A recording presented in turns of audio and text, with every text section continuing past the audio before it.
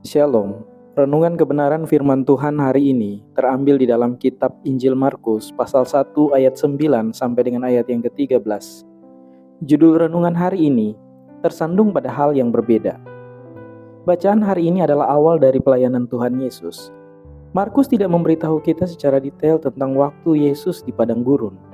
Dia hanya menyatakan bahwa Yesus dicobai dan malaikat melayani dia.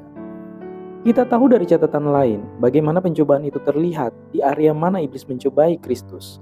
Tetapi Markus menyatakan catatan itu dengan sangat sederhana.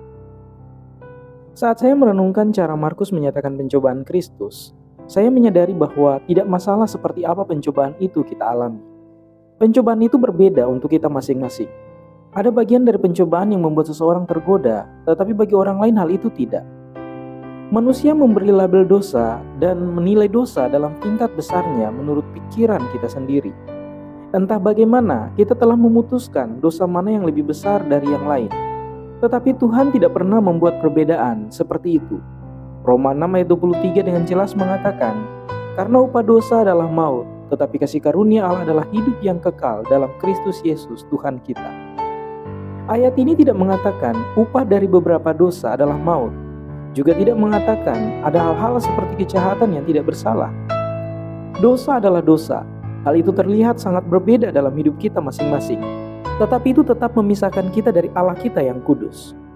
Adalah baik untuk mengetahui bidang kehidupan kita di mana kita dapat dicobai. Mengetahui titik lemah kita mungkin bisa menyelamatkan kita dari hal tersebut.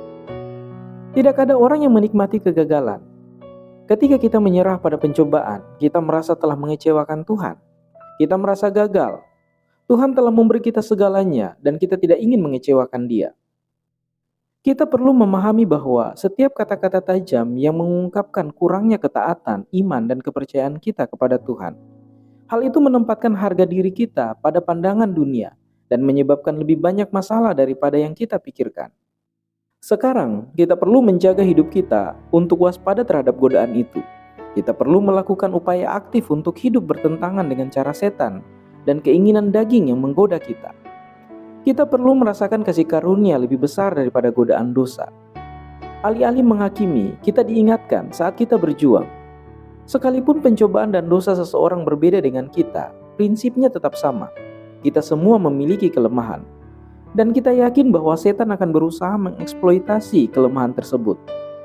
Ketika kita melihat seseorang bergumul dengan pencobaan, marilah kita mengingat berapa kali kita telah dicobai.